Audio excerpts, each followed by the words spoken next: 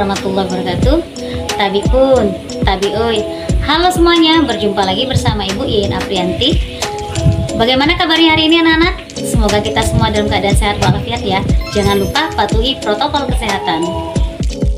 Sebelum kita memulai pelajaran hari ini, sebaiknya kita berdoa terlebih dahulu ya, agar apa yang kita pelajari hari ini dapat bermanfaat. Berdoa mulai. Berdoa selesai.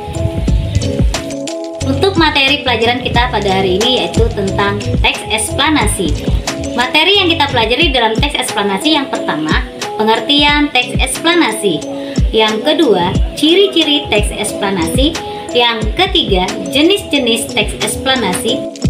Yang keempat, struktur teks eksplanasi. Dan yang terakhir, yang kelima adalah kaidah kebahasaan teks eksplanasi. Anak-anak, ada yang tahu pengertian dari teks eksplanasi?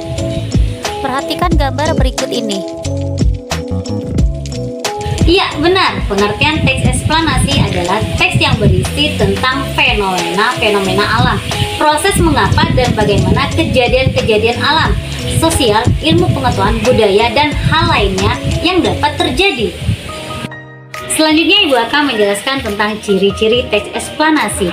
Adapun ciri-ciri dalam teks eksplanasi sebagai berikut. Yang pertama, informasi yang dibuat berdasarkan fakta. Yang kedua, hal yang dibahas suatu fenomena yang bersifat keilmuan atau berhubungan dengan ilmu pengetahuan. Yang ketiga, bersifat informatif dan tidak mempengaruhi. Dan yang keempat, menggunakan kata penanda urutan.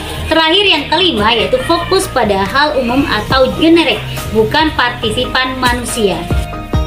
Selanjutnya Ibu akan menjelaskan tentang jenis-jenis teks eksplanasi.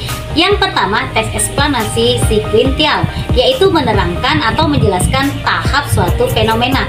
Yang kedua, teks eksplanasi kausal, adalah menerangkan sebab suatu fenomena.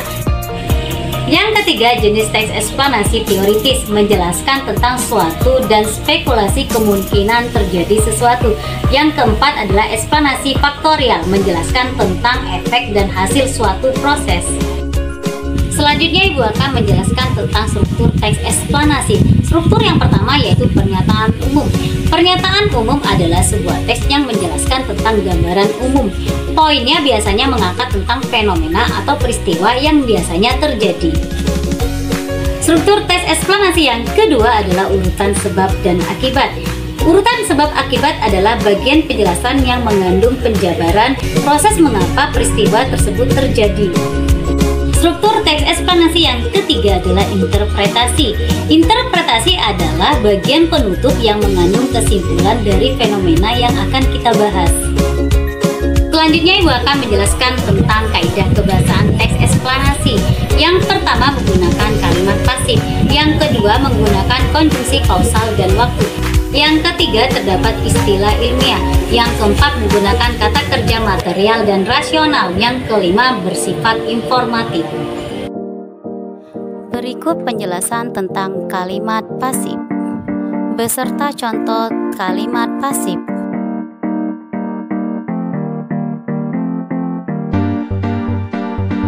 Berikut penjelasan konjungsi kasual dan waktu beserta contohnya.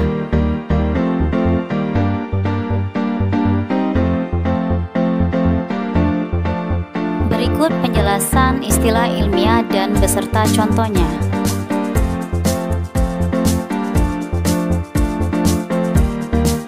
Berikut penjelasan kata kerja material dan rasional beserta contohnya. Berikut penjelasan bersifat informatif beserta contohnya.